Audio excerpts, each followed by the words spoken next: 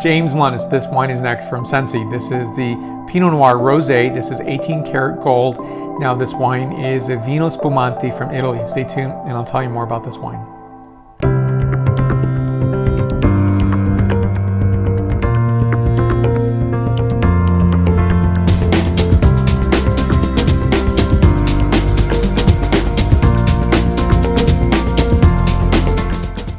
So definitely on my wine, and this is one of my favorite vessels. This is from the producer Holmgaard, a Danish glass producer, and so it's a nice shorter version, so it's not super tall. It's something that I can clean very easily, and I think it's just a nice superior design, and that's more of a tulip shape, so I can smell the wine as opposed to maybe too big of a bowl, that is burgundy, and maybe too fluted. So this is between that. And I very much appreciate that. See the beautiful coloration of this wine here. Now I have completed the review of the 18 karat Prosecco. I'll place that video right up here and in the cards. And then down below, you're gonna see a hashtag for Sensi wines. You're gonna find that video there and other Sensi wines. So for me, it's a beautiful coloration. This is I would say just a very nice pale salmon colorization. And Pinot Noir is really making an elegant, beautiful wine. So this is coming from Treviso. In Treviso, you're gonna think of, say, Prosecco. Now Prosecco, this cannot be a Rosé Prosecco at this point. I believe the first official Rosé Prosecco wines will be available January 1st, 2021. And I think that's, first of all, it's gonna be a different wine than this wine potentially is, right? So this, if it's a Prosecco Rosé, it has to have a majority of it being Glera. Glera is the constituent grape in all Prosecco wines, and that's the name of the grape. Before it was known as Prosecco itself. It had to change the name because a lot of producers were growing Prosecco wine grapes and calling the wine Prosecco, and that's actually not correct, at least in terms of the Prosecco DOC. And so that changed, and so now it's Glera.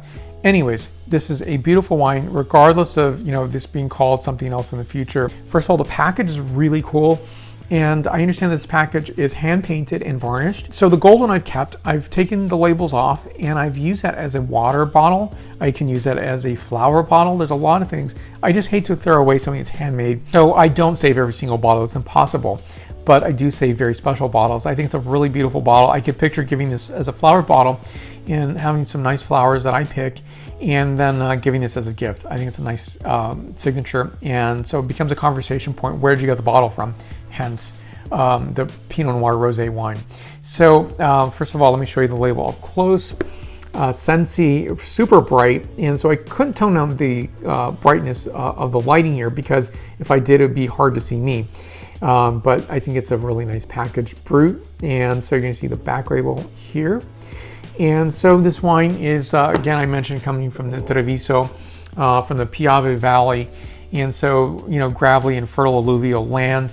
And so this is, definitely Pinot Noir land. It's Glera land as well. So the vinification of this wine is the grapes are harvested a few days before they're fully ripe to achieve a higher level of acidity and for freshness level.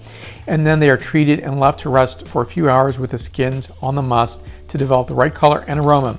After alcoholic fermentation at a controlled temperature, the base wine undergoes a second fermentation, i.e. the Charmant method. That's a method you're going to find in all of Prosecco. So beautiful freshness of filled strawberry, a bit of toasted almond, and moistened mineral. Next, the palate characterization.